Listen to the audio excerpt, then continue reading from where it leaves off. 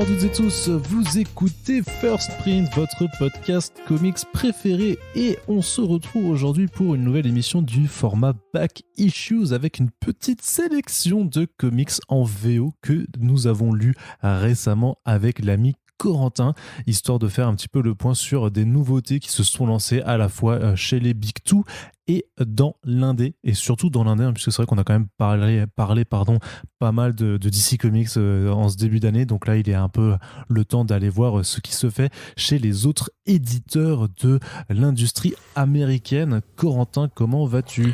Ça va, je suis très bien réveillé et je suis impatient de parler de certains projets, notamment ceux de l'ami Scott Snyder. Et toi Arnaud, comment vas-tu ? Je sens une pointe d'ironie dans tes propos. Une petite pointe. Ce qui va nous faire... c'est ça, c'est pour nous faire un plat un peu salé. Et ben tu rajoutes une pointe d'ironie et ça fait donc le cocorentin, le cake corentin. Mais on va y venir juste après, justement, puisque effectivement le Noctera de Scott Snyder est au programme de ce Back Issues. Mais avant de mettre un peu de sel dans notre plat, nous allons aborder un titre qui est sorti chez Marvel. Ça s'appelle Demon Days X-Men de Peach Momoko. Et c'est un peu une sorte d'Elseworld qui réinvente une partie de l'univers Marvel à la sauce japonaise. Et là, particulièrement dans un Japon féodal, avec vraiment une réinvention mythologique de certains personnages de l'univers Marvel dans ce contexte-là, parce que c'est fait par l'artiste Peach Momoko, qui est donc une dessinatrice japonaise dont la popularité a explosé ces dernières années, qui s'est fait beaucoup remarquer dans l'industrie américaine, notamment au départ pour ses couvertures variantes qui s'arrachent littéralement. C'est même pour ça que Boom Studios par exemple lui avait fait signer un contrat d'exclusivité temporaire, et donc là Peach Momoko signait aussi pas mal de couvertures chez Marvel, et donc on lui a confié la saga Demon Days. Ce sera en 5 numéros répartis en fait en 5 one shot, grosso modo. C'est 5 numéros 1 à chaque fois, mais c'est vraiment une saga pensée dans son ensemble, puisque l'histoire va se suivre, donc qui va avoir on va dire différentes façons en fait de réinventer l'univers Marvel d'un point de vue japonais, avec on va dire que tout ne sera pas dans cet aspect Japon féodal du premier numéro, mais il y aura quand même une sorte de fil rouge et de liant thématique.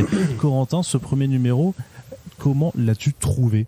Je l'ai trouvé génial, très honnêtement. C'est vrai que je connaissais pas moi trop Peach Momoko, et puis j'ai du mal, on va dire, à comparer ce que font des cover artistes, même très doués, par rapport à ce que font des artistes d'intérieur.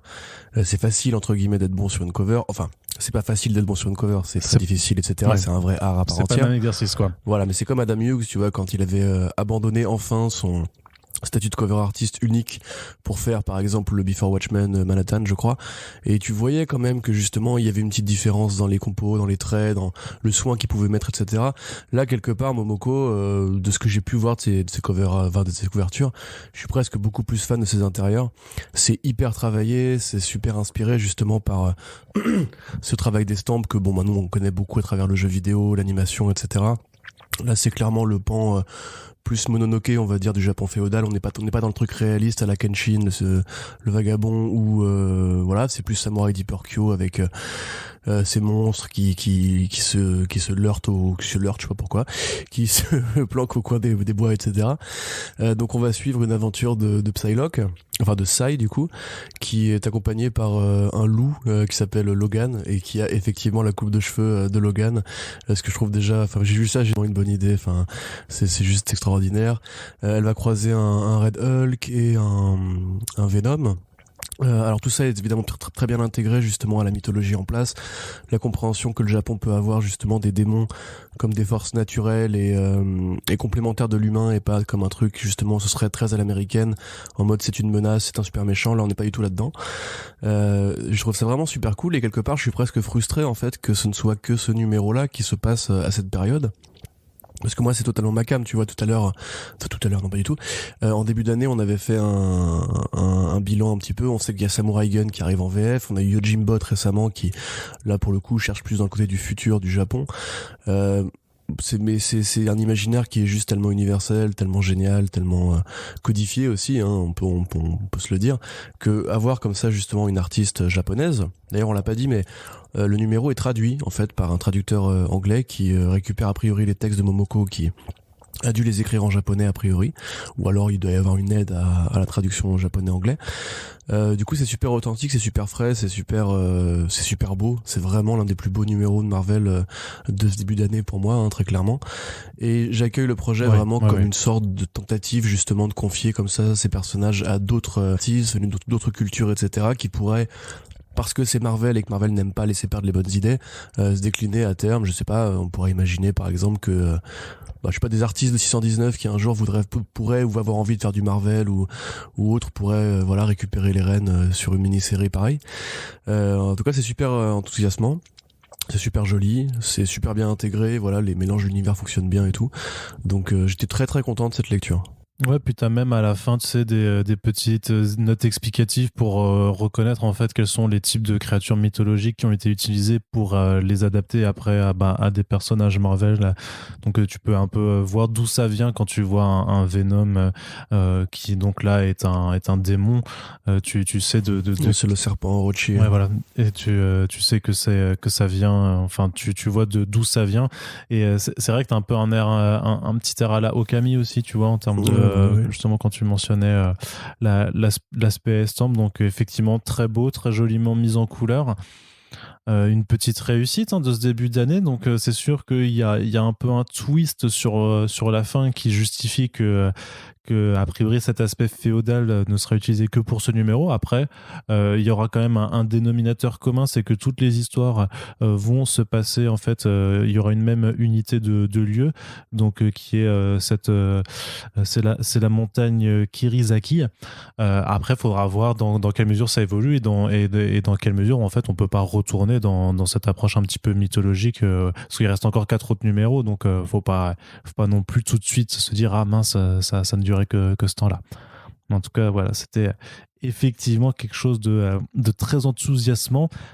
Et comme il faut bien que la balance karmique soit équilibrée, on va passer du côté de Image Comics avec le nouveau titre indé d'un certain Scott Snyder qui s'appelle Noctera. C'est dessiné par Tony S. Daniel, et alors pour remettre un petit peu le contexte, c'est un titre qui avait été lancé sur Kickstarter à la base. Donc un nouveau projet en Creator Round, donc de Scott Snyder, qui a été le grand faiseur de DC Comics pendant toute la décennie dernière, en reprenant d'abord les rênes de Batman avec les New 52, puis en s'occupant de la Justice League en 2017 avec ensuite l'événement Batman Metal. C'est aussi à lui qu'on doit Dark Knight Death Metal, et on vous renvoie au podcast dédié pour bien comprendre tout ce qu'il a fait chez DC ces dernières années. Mais il a aussi fait quelques titres en indépendant, pas des masses mais quelques-uns. Donc bon, sa plus grosse création c'est chez Vertigo, chez Feu Vertigo, c'est American Vampire. On lui doit aussi le très bon Witches avec Jock, dont on attend toujours la suite. Et donc là en fait il revient un petit peu à l'indé, puisque il a un peu fini de faire ses gros travaux chez DC, et profitant en fait, enfin pas profitant, mais en réponse à la crise qu'il y a eu l'année dernière, qui a frappé toute l'industrie de plein fouet, il y a pas mal en fait d'auteurs et d'artistes qui se sont lancés sur Kickstarter pour financer directement auprès de leur communauté de lecteurs des projets. Et donc il y a ce Noctera qui s'appelait Nocturnal d'ailleurs au tout début, puis le titre a été un petit peu changé, sachant que c'est le titre de lancement de l'imprint de Scott Snyder qui s'appelle Best Jacket Press, et en fait des sous qui ont été collectés pour Noctera servent à financer d'autres projets, dont un Chain qui a déjà été annoncé, qui s'annonce un petit peu plus intéressant que celui-là. Après ça dépendra des sensibilités. Noctera, de quoi ça parle, Corentin? Alors ça parle d'un futur dans lequel le soleil, on va dire, s'est éteint, l'obscurité s'est abattue sur le monde, et c'est une obscurité comment dirais-je, incarnée, compacte, qui quelque part, quand elle prend possession des corps humains, les transforme en des sortes de démons possédés, désinfectés, voilà. Et donc du coup les villes qui restent, les points de survivance de l'humanité qui restent sont constamment éclairés, et pour passer d'un point à l'autre, l'humanité a besoin de passeurs, des gros chauffeurs Uber qui transportent justement l'humain dans des camions ultra tunés où pareil, il est important d'avoir beaucoup de lumière sur soi et tout pour pouvoir traverser les hordes d'infectés. Et en l'occurrence, c'est l'histoire donc d'une passeuse qui va essayer de récupérer un contrat qui serait peut-être lié à l'origine même de cette situation pour essayer de sauver son frère qui lui se commence à être infecté par l'obscurité. Voilà. Donc j'imagine que là maintenant je donne mon avis. Oui, enfin je peux même donner le mien Vas-y. On n'est pas obligé de faire un déroulé identique pour chacun des numéros. Mais oui, alors c'est vrai qu'il y a une explication plus ou moins pseudo-scientifique dans le fait que cette obscurité contamine tout le monde, en fait, les animaux et les êtres humains, et que grosso modo, effectivement, si tu passes je crois que c'est plus de 10 heures dans l'obscurité, c'est foutu pour toi, quoi. Tu seras complètement transformé par ce qu'il s'y cache. Ouais, c'est un petit peu une sorte de... En tout cas, on n'a que les prémices là, mais c'est vraiment le salaire de la peur, tu vois, dans cet univers de science-fiction un peu horrifique. Un peu horrifique, quoi. Quoi? Qu'est-ce qu'il y a? Quoi? Arnaud. Quoi? Mais ça va pas ou quoi? Quoi? Pourquoi ça va pas? Tu vas respecter Henri-Georges Clouzot. Mais je le respecte très bien. Je dis juste que c'est ça que ça m'évoque avec cette mission justement de convoi à mener dans un environnement très très dangereux. En tout cas, moi, c'est ce que ça m'évoque. J'ai pas dit que c'était l'équivalent du salaire de la peur en comics. Hein, c'est bon. Reste tranquille. Okay. Et après, ça dépendra, je pense, de votre affinité avec le style de Tony S. Daniel, donc qui a quand même un dessin très typé mainstream à années 90-2000, voilà, avec les corps très, très parfaits, tout simplement. Une colorisation assez numérique aussi. Personnellement, je sais que je crois que toi, tu n'as pas trop aimé. Je trouve que ça passe, en fait. C'est toujours un peu... on va dire un peu chargé, parce que Scott Snyder a du mal un petit peu à se cadencer dans tous ses projets. On l'avait vu avec Undiscovered Country qui a quand même du mal un peu, tu sais, à pas exploser de tous les côtés, mais je trouve que là c'est quand même un petit peu plus contenu. Le concept est plus simple en apparence. Il y a pas l'air d'avoir non plus 1000 autres trucs à voir dans son univers. Après, il joue toujours effectivement avec la mystery box, quoi, c'est-à-dire qu'est-ce qui s'est passé dans Undiscovered. On voulait savoir qu'est-ce qui était arrivé aux États-Unis, qui s'était reclus. Là on essaie de savoir qu'est-ce qui s'est passé avec a priori une expérience scientifique qui a certainement dégénéré et qui a mené à cette situation. Mais je trouve franchement que ça se laisse lire. C'est pas aussi j'avais des a priori négatifs, tu vois, mais ils se sont pas forcément confirmés. Je trouve que c'est une lecture qui est plutôt passable. Et Corentin n'est pas d'accord avec moi. Pas trop, non, mais après je pense vraiment que ça dépend ce que t'attends de Scott Snyder en 2021, même quelque part de Tony Daniel, parce que c'est vrai que tu te dis justement que Snyder, qui a fait ce Kickstarter pour permettre à son artiste de travailler, enfin de se consacrer essentiellement à ce projet, moi je m'attendais un peu justement à voir Daniel sortir un peu les grosses assiettes, etc. Et au final, ce qu'il fait reste très classique. Enfin, quand ça commence, tu te dis ouais, quand même, il s'est un peu motivé et tout, c'est pas tout à fait comme d'habitude, il y a une petite énergie supplémentaire. Et après, les pages avancent et tu reconnais en fait ces espèces de poses de trois quarts. Tu sais, Tony Daniel, c'est un mec qui aime bien dessiner des personnages féminins notamment, comme s'ils étaient vus de profil et de face à la fois, avec une pose de trois quarts qui est systématiquement la même, avec les seins en avant, les fesses en arrière, tu vois. Bon, ça après, c'est effectivement une école de dessin, hein, je vais pas lui reprocher ça, mais le design de ces personnages, c'est très, je vois pas de gueule particulière qui m'est accroché.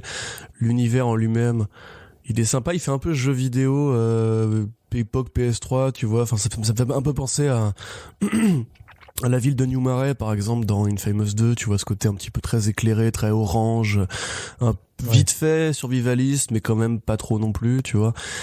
Et puis en définitive, c'est le problème que j'ai moi avec Scott Snyder, c'est que c'est un auteur américain qui, je pense, avec le temps, assume qu'il fait du très très américain. C'est-à-dire que le style de Daniel, c'est pas que ce soit moche ou pas moche, c'est une question de goût encore une fois, mais quand on pense aux dessins de comics, nous lecteurs contemporains, on a en tête forcément l'image de Jim Lee par exemple. On a en tête Jim Lee, David Finch, Rob Liefeld éventuellement, Todd McFarlane, etc. Enfin, ces grands mecs qui ont redéfini les codes du muscle, les codes du sexy, de l'action aussi, des mondes très chargés, etc. dans les années 90, et qui vraiment ont créé un truc qui ne se faisait pas en Europe, qui ne se faisait pas au Japon, etc. Donc c'est devenu l'archétype du dessin de comics. Et au niveau scénario, du coup, on a aussi un archétype, puisque c'est juste un monde enfin, je veux dire, il est très basique ce monde, tu vois. C'est juste grosso modo, c'est un monde de zombies, sauf que quelque part, voilà, une fois que tu traverses les villes, t'es dans les ombres. Ça me fait un peu penser aussi à Death Stranding, tu vois, quelque part, avec cette espèce d'obscurité un peu immanente qui prend possession des corps aussi, qui avale les humains. Sauf que dans Death Stranding, justement, t'as cette espèce de motif de la baleine, t'as ce côté un petit peu aqueux, un petit peu ouais, hydraulique des ombres qui rend le truc un peu plus vivant. Là, en définitive, moi, j'ai juste vu une série qui aurait pu sortir sans que ça crée l'événement si justement il n'y avait pas eu la campagne de promo de Snyder autour, s'il n'y avait pas eu le côté lançons Tech Jacket, Best Jacket Press. Ça n'a rien à voir avec la qualité de Witches ou de Severed ou de American Vampire à mon avis. Même quelque part j'étais plus emballé par The Wake à son lancement, tu vois. Bon, après c'était Murphy, hein, évidemment, c'était aussi, donc, voilà, c'est ça. Mais du coup ouais, non, en fait je trouve ça super basique. Je vois pas les personnages m'emballent pas du tout. La situation je la trouve plutôt, tu vois, par rapport à The One You Feed de Tony Cates, tu vois, quelque part qui est un peu un postulat de départ similaire, avec le côté créons une ville qui sera constamment éclairée, etc. Pour éviter que les loups-garous, enfin les créatures garous se réveillent en nous et tout. Tu vois, il y a un mélange de fantasy et de science-fiction qui est intéressant, qui est plus ou moins inédit, mais qui est inspiré, qui a des designs, les grosses épées et tout. Là, je sais pas, ça me fait vraiment très Relicat série Wildstorm qui aurait pu sortir à une autre époque. Et honnêtement, je vois pas what the fuck is about, tu vois. Enfin, c'est Snyder aussi, comme on l'avait dit pour Death Metal, c'est un mec qui quelque part incarne très bien le différentiel culturel qu'il peut y avoir entre les États-Unis et la France. En France, Death Metal, j'ai l'impression que c'est un peu, pas forcément choqué, mais un peu déçu par rapport à ce côté over the top et bourrin. Alors que les critiques ricaines et les ventes sont excellentes, tu vois. Donc peut-être que juste, j'ai pas la culture du mec pour comprendre qu'est-ce qu'il y a de si excitant que ça dans ce côté trucker du futur, un peu déliquescent et tout. Donc tel quel, j'attends encore un petit peu Food Chain quand même. Puis peut-être qu'il va créer un truc original. Qui va créer un truc plus original plus tard, je sais pas, hein, mais pour l'instant, moi, le Scott Snyder, Stephen Kingien, littéraire, horreur et ouais, science-fiction un peu Carpenter, des années 2010 à 2015, il me manque carrément, quoi, tu vois. Donc après, je dis pas que c'est pas bien, je dis juste, je pense sincèrement que c'est pas dégueulasse, mais pour moi, c'est basique, quoi, en fait. Il y a pas grand chose de plus à en tirer, pour le moment. D'accord, donc c'est un demi-salaire de la peur pour toi, c'est pas complet, quoi. Non, alors là, pour le coup, le comparatif qualitatif, c'est un dixième du salaire de la peur, mais le vent dans le dos, tu vois. C'est un centime de la peur, c'est... Allez, on passe à la suite pour un titre qui t'aura sûrement un petit peu plus convaincu, même s'il n'y aura pas grand chose à en redire, hein, on va pas pouvoir épiloguer mille ans dessus. Ça s'appelle Jonah and the Impossible Monsters. Ça a démarré avec pas mal de mois de retard, mais ça a enfin démarré en VO du côté de Oni Press, et donc c'est une série en creator owned par le valeureux Chris Samnee en compagnie de sa femme Laura Samnee, donc qui nous emmène en fait dans une île peuplée de monstres où en fait Jonah, c'est une petite fille, va se paumer, et on va découvrir donc sa sœur qui est à sa recherche, tout simplement, qu'il a perdu de vue pendant 2 bonnes années, et qui espère retrouver sa sœur, qui va très certainement devenir une sorte de version plus jeune et féminine de Tarzan, avec des gros monstres à la place de singes. Ça, on ne le sait pas encore, et donc Corentin, il n'y a pas grand chose à en redire puisque c'est un début très formel, hein, au final. C'est ça qui est dommage, en fait, c'est que Jonah, ça va arriver d'ailleurs en VF, c'est chez 404, je crois, Arnaud. C'est ça, c'est chez 404 Comics, et ce sera en album complet d'ici la fin de l'année, ouais. Voilà, bon, c'est pour ça que moi je voulais le mettre un petit peu en avant. Après, c'est vrai que je suis aussi un très grand fan du style de Chris Samnee, mais Chris Samnee, c'est un artiste de formation, c'est pas un scénariste. Donc là, évidemment, le premier numéro respecte pas forcément les codes d'une histoire qui doit démarrer avec un élément déclencheur et tout. C'est intéressant parce que c'est biographique, en fait, quelque part. Enfin, non pas que la famille Samnee soit déjà baladée sur une île de dinosaures, mais grosso modo, en fait, c'est inspiré par les 2 filles du couple Samnee, qui justement, voilà, ils ont 3 filles, dont les 2 plus âgées, l'une qui est un peu coriace, un peu vénère, tu vois, un peu aventureuse et tout, et l'autre qui est plus douce, qui est plus calme, qui est plus composée, etc. Et ils voulaient rendre hommage à leurs 2 filles en imaginant une aventure où il n'y aurait plus de parents, il y aurait juste elles qui se cherchent un petit peu dans cette jungle très dinosaure, très Tarzan, etc. Donc moi j'avoue que au niveau du dessin, c'est intéressant de voir Sam Neill prendre cette posture-là. Parce que c'est un mec dont le style a beaucoup évolué au fil des années. Hein. Rappelez-vous le Daredevil de Mark Waid, qui était à l'époque beaucoup plus classique. On va dire que t'es plus dans une sorte d'héritage des comics de l'âge d'argent, plus dans le côté Kirby, Darwin Cook et tout. Alors qu'aujourd'hui, quelque part, il fait plus... C'est un petit peu comme sur Firepower, tu vois, il fait plus des variations de ton, avec des compos plus réalistes, des compos plus cartoon, des compos qui font moins dessin de comics, en fait. Donc je trouve ça quand même super agréable à regarder, super joli à regarder, c'est super bien colorisé. Immédiatement, dès les premières pages, tu vois ce feeling un petit peu Tarzan, même un petit peu Dragon Ball, tu vois, période du début de Toriyama. C'est ça. Oui, carrément. C'est carrément Sangoku dans la jungle tout seul. Ouais, ça, ouais, les premières pages où il combat un gros poisson et tout, tu vois, c'est un peu ce même délire. Donc ça reste super enthousiasmant. Après, effectivement, je pense pas qu'il faudra en attendre une sorte de révélation. Enfin, je pense pas que Sam Neill aura j'allais dire l'Oscar du meilleur réalisateur, ça veut rien dire. Je suis fatigué. Le Eisner Award du meilleur scénario pour ça, par contre, c'est une histoire qui a priori s'avérera importante pour lui et sa famille, donc probablement assez touchante. Moi, je la conseillerais, oui, éventuellement aux fans des Croods ou aux fans justement de ce côté un petit peu la BD pour enfants faite par des gens qui ont envie vraiment de s'y attaquer. Donc, on découvrira ça dans le reste de l'année, n'est-ce pas Arnaud ?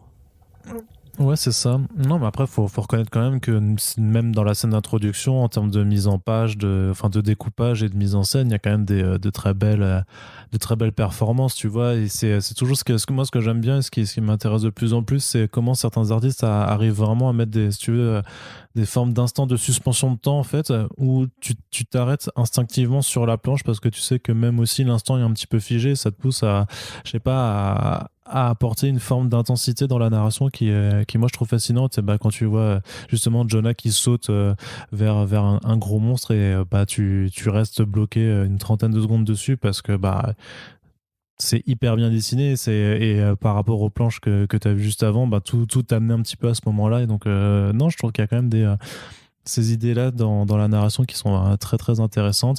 Mais le problème, c'est qu'effectivement, on a on va dire l'élément déclencheur dans l'intro, puis après on a juste un tout petit peu d'exposition et au final c'est déjà fini. Donc c'est peut-être un récit qui aurait mérité de paraître directement en format album. Donc au moins l'avantage, c'est qu'avec la VF, c'est ce qui arrivera quand ça sortira du coup chez 404 Comics. Et en attendant, c'est quand même quelque chose, hein, si vous aimez Chris Samney, que vous pouvez retrouver en VO donc chez Onipress. Et on continue avec un titre qui était très attendu de notre part et qui est sorti uniquement en fait en version numérique pour le moment. Ça s'appelle Snow Angels, c'est de Jeff Lemire et Jock, donc deux très très grands noms de l'industrie des comics qui s'associent enfin tous les deux pour faire un titre donc qui s'appelle Snow Angels. Alors on se place dans une sorte de futur post-apo mais glacial cette fois-ci, c'est-à-dire que grosso modo on nous présente un monde où les êtres humains qui restent vivent dans ce qu'ils appellent une grande fosse en fait, c'est-à-dire un immense sillon glacé duquel il ne faut pas sortir sous peine d'être tué par le Snowman, une sorte de boogeyman futuriste. Et donc on suit simplement un père de famille avec ses deux filles qui l'explorent et qui partent à la chasse pour essayer de ramener des vivres pour leur communauté, sauf que quand ils reviennent à leur communauté en question, ils s'aperçoivent que tout le monde a été décimé et donc a priori ce Snowman pourrait bien être réel. Corentin, pour moi c'est un petit peu le même constat, c'est qu'on a vraiment une introduction très formelle et qu'il manque quelque chose en plus pour réellement être conquis par ce démarrage, c'est-à-dire que t'as pas forcément, c'est bien, tu vois, c'est bien ça reste bien écrit, c'est assez bien dessiné par Jock, même si clairement il profite beaucoup du contexte neigeux pour les fonds sont vides, ne pas s'emmerder avec les décors et mettre juste du fond blanc. Et mais voilà, il manque un petit peu quelque chose, c'est-à-dire que si c'était pas Lemire et Jock, tu lis le premier numéro, t'aurais pas forcément envie de poursuivre s'il y avait pas ces deux gros noms à coller. Je sais pas ce que t'en penses. On est un peu là entre Noctera et Jonah justement, c'est-à-dire que et c'est quelque part effectivement une petite déception de la part de Jock qui alors est toujours très bon pour les personnages, pour définir des caractères immédiatement avec des gueules, avec des structures de corps et tout. Toujours ces espèces d'effets numériques parce que c'est un mec qui travaille quasiment que en numérique. avec les espèces de, tu sais, de personnages qui sont en noir, mais dont la couleur est traversée par la neige, comme si justement il y avait une sorte de surimpression, un petit peu comme les taches de couleur dans Witches, qui venaient se greffer au dessin juste par effet de colorimétrie et tout. Ouais, sauf que du coup sur Witches c'était pas lui qui faisait les couleurs, alors que là c'est lui qui s'occupe de tout. Ouais, après je sur pense Storm qu'il a Jazz. pas non plus filé ses planches à un coloriste en mode genre démerde-toi, tu vois. Je pense, enfin, ils ont travaillé avec Hollingsworth évidemment. Mais non, mais ce que je voulais dire, c'est que grosso modo, tu vois, c'est graphiquement c'est propre. Par contre, c'est vrai que c'est de la même façon qu'on pourrait se demander pourquoi Tony Daniel n'a pas réussi à sortir un peu les doigts de l'endroit où où les doigts étaient, pour faire un truc un peu plus personnel et tout. Là, effectivement, c'est vrai que Jog, c'est une petite déception de voir des fonds aussi vides. C'est-à-dire que c'est un mec qui sait faire des décors. C'est un mec qui fait des décors, même, qui sait suggérer justement soit de vastes étendues, soit une jungle luxuriante. Enfin, relisez Green Arrow Year One, même Snapshot, hein, il y a des décors dans Snapshot et tout. Enfin, c'est un mec qui est plutôt bon en général. Et là, effectivement, peut-être aussi parce qu'il s'est dit c'est une série numérique, pourquoi est-ce que j'aurais envie de me faire chier alors que ça va être lu sur une tablette, je sais pas. Mais du coup, ouais, c'est vrai que moi j'étais tout de suite un peu déçu par ce côté. C'est juste des gens qui se baladent dans un corridor qui est vide. Il n'y a pas particulièrement d'infrastructure, ou en tout cas elles sont pas très visibles. Donc j'avoue que je suis un peu en colère. Qu'est-ce que t'as fait, Joke? N'importe quoi. Non, mais c'est vrai. Je veux dire, c'est un artiste que j'aime beaucoup, que j'adore, même que je respecte énormément. Et donc moi, chaque série de Joke, c'est un petit événement. Et là, pour le coup, je trouve quand même que ouais, il s'est pas non plus mis une grosse déterre. Ça viendra sûrement, parce qu'il est probable qu'ils vont quitter la tranchée, enfin la fosse, comme tu dis, une fois que le premier numéro sera passé. Tel quel aussi, effectivement, c'est vrai que Jeff Lemire qui revient au Grand Nord et au Grand Froid surtout. Bon, forcément, c'est normal parce que c'est un mec qui justement s'est fait connaître pour une série de science-fiction dans le Grand Froid, qui est du Canada aussi, donc c'est pas la première fois qu'il a évoqué justement le rapport de l'homme à la neige, le rapport de l'homme à l'océan glacial, etc. Donc sur le papier, tu vois, ça aurait tout pour marcher, mais pour l'instant, effectivement, c'est encore un peu trop propre, un peu trop basique, je trouve. On n'a pas encore la tarte dans la gueule qu'on aimerait. Donc c'est un peu dommage quand même, parce que du coup, deux gros auteurs, deux gros dessinateurs en début d'année qui font quand même des trucs assez ouais, un peu pas rentier, tu vois, mais un petit peu poujadiste, tu vois, et qui finalement même en numérique, moi je trouve, même sur Comixology Original, parce que ça sort là-dessus, ça fait un petit peu exclu, tranquillou bilou. On sait que Lemire, il a beaucoup de trucs de prévus cette année, donc peut-être qu'il a pas forcé directement. Après, ce sera sûrement très bien dans la longueur et tout, mais c'est vrai que pour le moment, c'est un peu compliqué de juste dire un stand-by, etc. Moi, pour le moment de la sélection, je vous dirais franchement, lisez Demon Days. Attendez peut-être un petit peu pour les 3 titres qu'on vient d'évoquer, pour savoir si vraiment ça vaut le coup de sortir la thune. Ouais, effectivement, c'est à confirmer en fait. C'est vraiment l'essai à confirmer notamment sur le deuxième numéro. On continue, très cher Corentin, encore avec de l'indé, et là avec un énorme titre, que ça s'appelle Berserker. C'est sorti chez Boom Studios et c'est un des plus gros lancements de l'industrie américaine de ces dernières années. Alors que pourtant, effectivement, mais ça, on va bien voir que c'est le marketing qui fait tout, sachant qu'ils ont fait des couvertures variantes de dingue, mais grosso modo, c'est le premier comic book écrit, ou plutôt coécrit par Keanu Reeves, donc le célèbre acteur hollywoodien, avec Matt Kindt également à l'écriture du scénario. Alors j'imagine que l'histoire est de Reeves et que Kindt s'est juste occupé en fait de faire un script, et c'est illustré par Ron Garney, donc énorme succès aux États-Unis avec plus de 615 000 précommandes dans les comic shops. C'est vraiment des chiffres assez démentiels. Mais comme je le disais juste avant, c'est des chiffres qui ont été gonflés artificiellement avec beaucoup de couvertures variantes. Donc c'est pas dit que tous prennent repreneur, mais après il faut quand même admettre que Boom Studios a été très fort en allant chercher Keanu Reeves pour l'un de ses projets. Ils ont fait une campagne de promo très bien rodée. Il y a même eu une vidéo où Keanu Reeves invitait les gens à se rendre dans les comic shops pour soutenir l'industrie. Ils ont fait un trailer où il prête sa voix au personnage principal, puisque donc ce Berserker Grosso modo, c'est Ken Reeves, c'est clair, c'est lui qui se met en scène en rôle un petit peu de soldat immortel façon The Old Guard. Et donc, dans ce premier numéro, on va comprendre qu'il recherche simplement à pouvoir mourir parce qu'il en a un petit peu marre. Il est à moitié amnésique, il sait pas trop depuis quand il est là. Et par contre, ça fait quand même des siècles qu'il défouraille des gens à tort et à travers. Donc là, il est employé par le gouvernement américain comme sorte de super soldat. Et donc, c'est un premier numéro où, grosso modo, on a cette version dessinée de Keanu Reeves qui bute des types de façon ultra violente, et c'est à peu près tout, Corentin. Ouais, là en l'occurrence, je suis en train de me dire qu'on est super négatif dans ce podcast. Non, ça va, mais c'est juste qu'on n'est pas en train de faire, on fait pas les. En plus, moi, je suis quand même beaucoup moins salé que toi sur ce numéro-là. Hein, très très honnêtement, je trouve c'est propre. Je m'attendais vraiment à pire compte tenu de ton avis. Et du fait que même si j'adore l'acteur Keanu Reeves, le producteur Keanu Reeves, le Neo Keanu Reeves, le John Wick Keanu Reeves, quelque part même le surfeur Keanu Reeves, tu vois, c'est vrai que je m'attendais pas à ce qu'il fasse des étincelles. Enfin, je connais pas, hein, se trouve, est-ce qu'il a coécrit des films ou quoi, je ne sais pas. Mais en tout cas, l'être humain m'est très sympathique et honnêtement, je trouve ça va. En fait, moi, ce qui gâche quelque part le plaisir, donc oui, voilà, comme tu l'as dit, c'est juste une grosse scène d'action dans laquelle ce mec immortel va défourailler plein de types.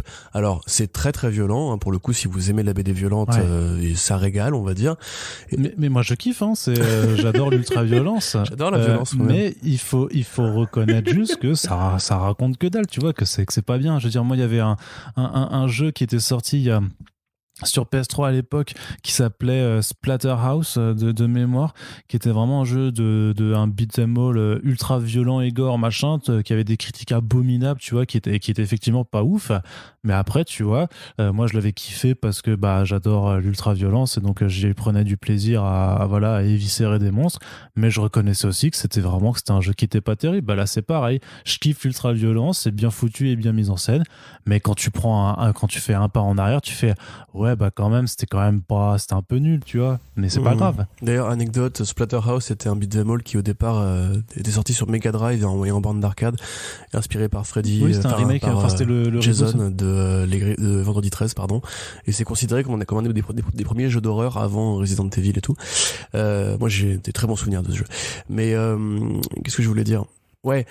En fait, moi, si tu veux, je dis pas que ça raconte rien. Ça raconte un truc, sauf que c'est très introductif.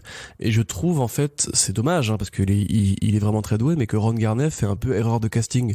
C'est-à-dire que j'ai l'impression que quand Keanu Reeves a composé son histoire, il pensait plus. Tu vois, le côté le dieu immortel qui est là depuis 8 millions d'années. Enfin, non, peut-être pas, je n'importe quoi, 80 000 ans, pardon.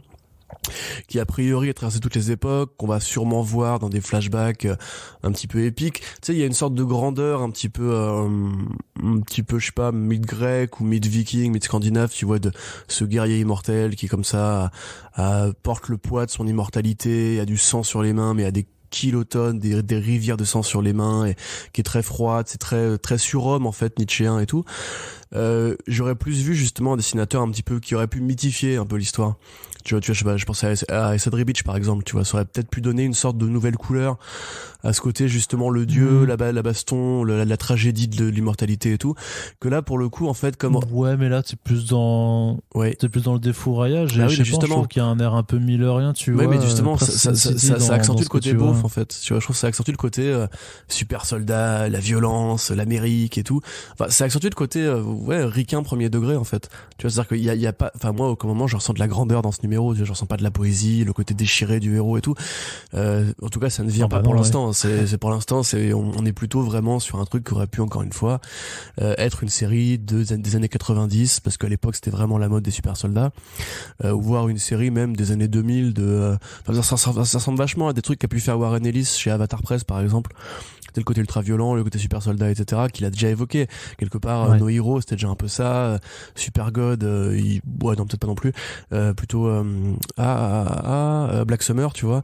Là, je trouve que du coup, quelque part, il aurait peut-être fallu faire prendre un artiste qui aurait pu casser un petit peu justement le diktat du dessin de comics classique pour en faire un truc plus grand. Après c'est joli, hein, c'est bien dessiné et tout. Je suis pas très fan de la colo, pareil, qui fait très premier degré, qui fait très blockbuster en fait. Tu sens qu'ils se sont dit, Ça va être notre blockbuster avec Keanu Reeves, qui est un acteur de blockbuster, donc c'est logique. Mais les films de Keanu Reeves eux-mêmes sont pas des films qui sont éclairés comme ça, en fait. Quand tu prends le John Wick 3 Parabellum, il y a un travail sur la photo pour chercher les influences japonaises, t'as cette scène avec les danseuses étoiles et tout. Enfin, il y a un travail esthétique qui est pas du tout reproduit là. C'est joli, hein, attention. Mais limite, les couleurs me font penser au film Bloodshot. Tu vois, quelque part, c'est du rouge, c'est du bleu, c'est des salles de briefing, c'est de la violence et tout. Ça fait très Universal Soldier, série B, années 90 et tout. Donc c'est un peu bête. Après, encore une fois, moi je trouve que finalement, bon après voilà, c'est agréablement surprenant pour du Keanu Reeves. Par contre, évidemment, pour du Matt Kint, on n'y est pas du tout. Bah non, c'est naze. Attends, la même semaine, tu sais, chez Dark Horse, il y a Fear Case 2 qui est sorti. Tu vois quand même que c'est pas du tout le même niveau d'écriture. Non, on est d'accord. Après, tu vois, quand ils avaient fait leur Kickstarter, parce que c'est aussi un projet qui avait d'abord été démarré sur Kickstarter et qui a aussi explosé tous les scores, quand voilà, la promesse était vas-y, on va faire un truc qui s'appelle Berserker par Keanu Reeves, qui clairement se met en scène dès la première couverture, on le savait. Bon, on s'attendait pas non plus à ce que ça aille très très très loin, donc tu peux pas non plus. Enfin, je veux dire que t'as eu ce à quoi tu t'attendais, non ? Non, ouais, bien sûr. Après, moi, tu vois, c'est bizarre, mais je le verrais bien, ce bouquin-là. Devenir un film Netflix pas terrible d'ici 2-3 ans en fait. Tu vois ce que je veux dire ? Je pense que c'est le projet. Ça me fait vraiment penser à l'adaptation de Ciudad, Tyler Rake, c'est ça ? Extraction, je sais plus. Voilà, ça fait vraiment penser au film, même plus qu'à la BD. Ça fait plus penser au film The Old Guard, tu vois, dans le côté. Ouais, bon, c'est la version un peu Lidl, tu vois, un peu bas de plafond, c'est genre c'est The Old Guard expliqué par ton oncle raciste, tu vois, c'est un petit peu genre ce côté très ça manque d'idées, ça manque d'élan et tout. Par contre, moi j'ai l'impression entre guillemets qu'ils vont essayer d'en faire un vrai truc. Et honnêtement, je vais le dire très honnêtement, j'ai préféré Berserker parce que j'attendais vraiment une merde et que finalement c'est juste un numéro moyen à Noctera parce que j'attendais un truc correct et j'ai eu un numéro beaucoup moins que moyen. Voilà. Vous pouvez me tuer dans les commentaires maintenant.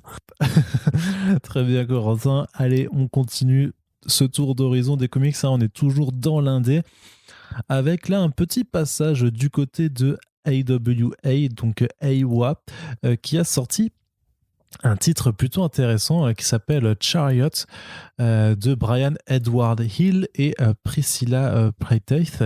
Grosso modo, une sorte de réinvention de K2000 avec une ambiance très pop néon, Corentin. Ouais, mais t'avais dit d'ailleurs dans l'article où tu avais fait l'annonce, il y a du K2000, il y a aussi beaucoup du Christine, en tout cas dans ce premier numéro. Donc pareil, un Christine de Carpenter basé sur une œuvre de Stephen King ou une bagnole, des fouailles, des types, grosso modo.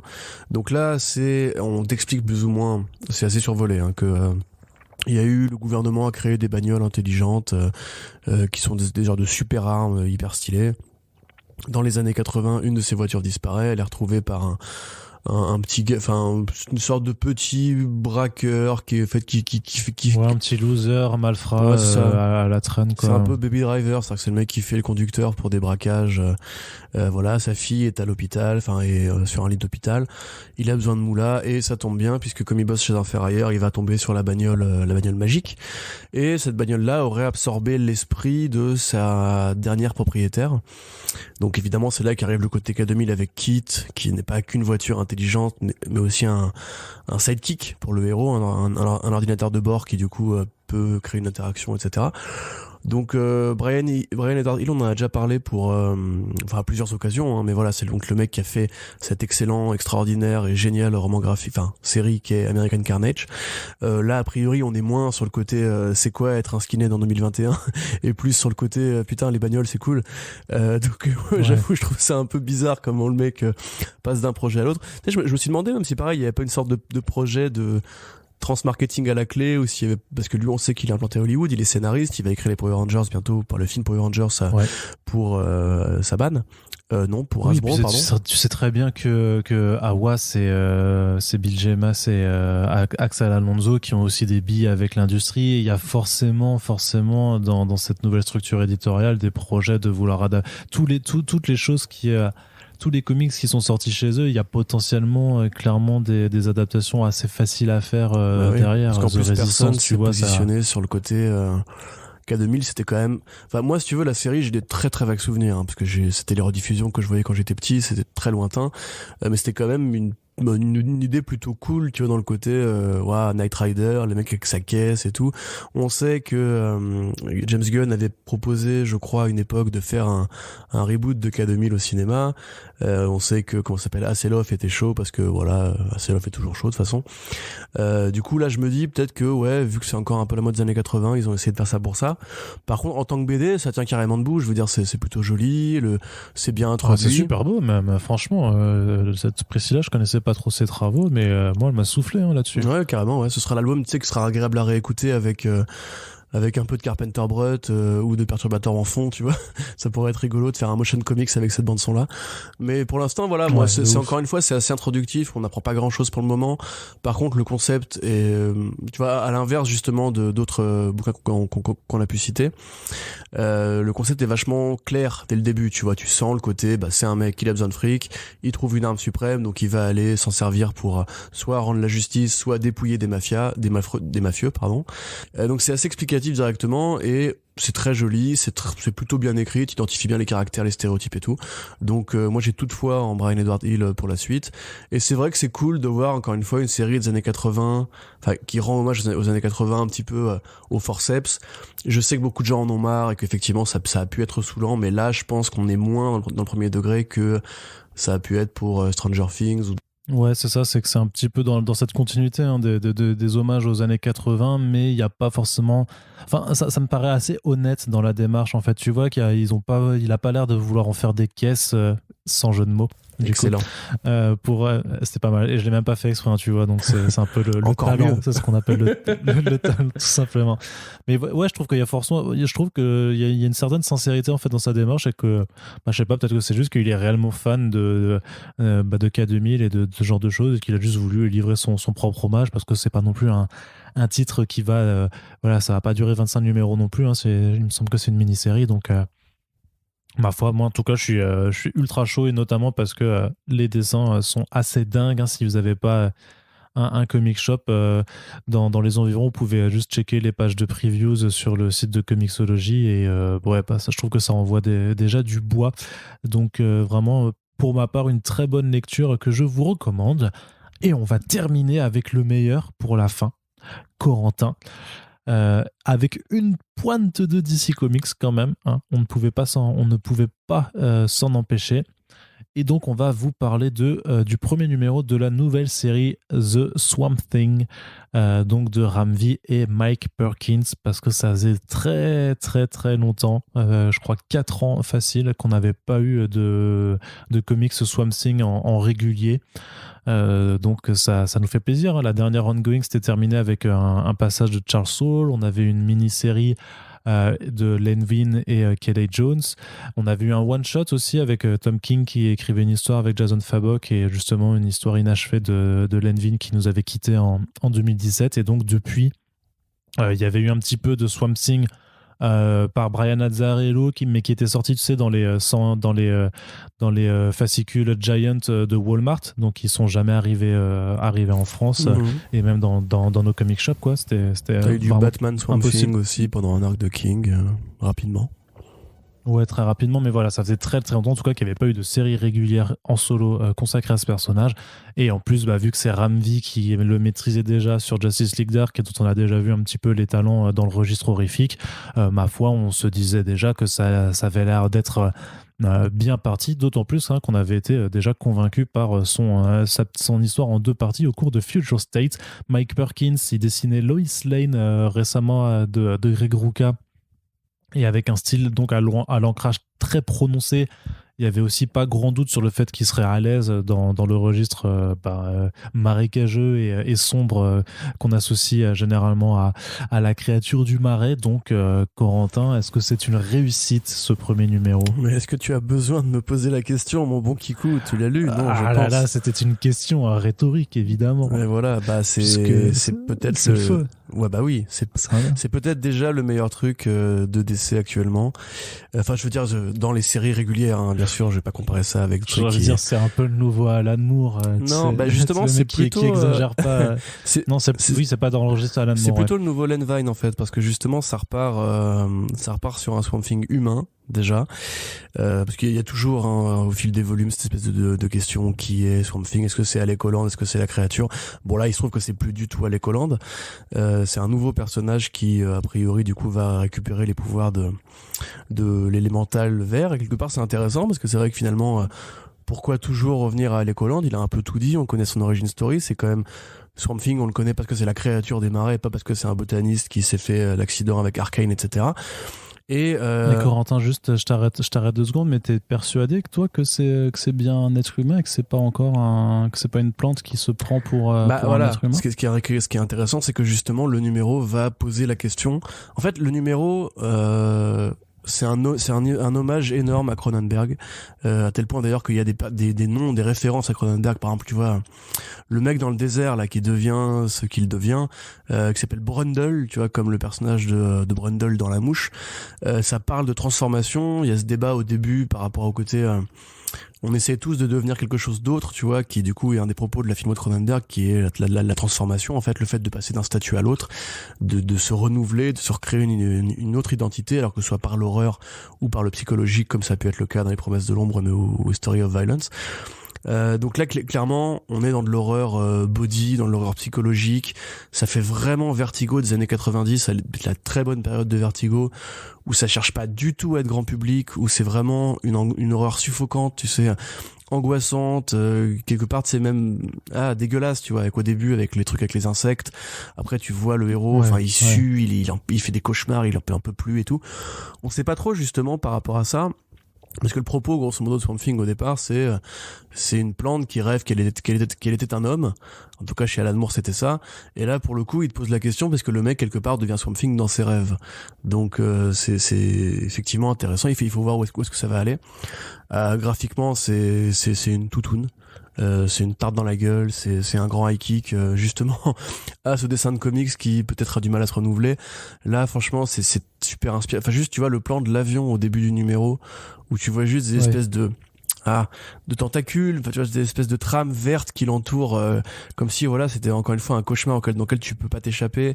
Les projections de lianes, de végétation qui vont composer les cases ensuite, c'est extraordinairement bien fait. Tu vois quand Swamp Thing il apparaît que c'est comme une sorte de naissance, tu vois qu'il lutte pour sortir de son cactus et tout.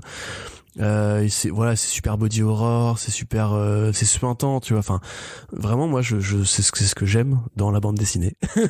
Le mec un peu plus, allez, Eisner Award, mon gars, tiens. Non, mais franchement, je trouve direct, ça défouraille, quoi. C'est, il y a un propos, il y a une réflexion, il y a une compo, c'est beau, c'est intelligent, ça renouvelle bien le personnage. Directement, on retrouve cette horreur que DC avait un peu enterrée, justement. À mon sens un peu vite parce que même si j'aime bien ça m'a presque surpris de voir un truc aussi horrifique et aussi frontal dans le DC actuel. Bah ouais, je t'avoue, ça m'a un peu surpris parce que moi c'est vrai que j'aime bien le volume de Saul, mais le volume de Saul c'est un volume de fantasy, tu vois, c'est un volume où Swamp Thing c'est un guerrier dans une guerre qui s'annonce. Celui de Scott Snyder était peut-être un peu académique. Il était quand même très horrifique. Non, celui de Snyder, il était très horrifique, tout, mais il inventait pas grand chose. Tu vois, c'est ce que faisait Snyder, c'était grosso modo répondre à l'héritage croisé de Vine et de Moore.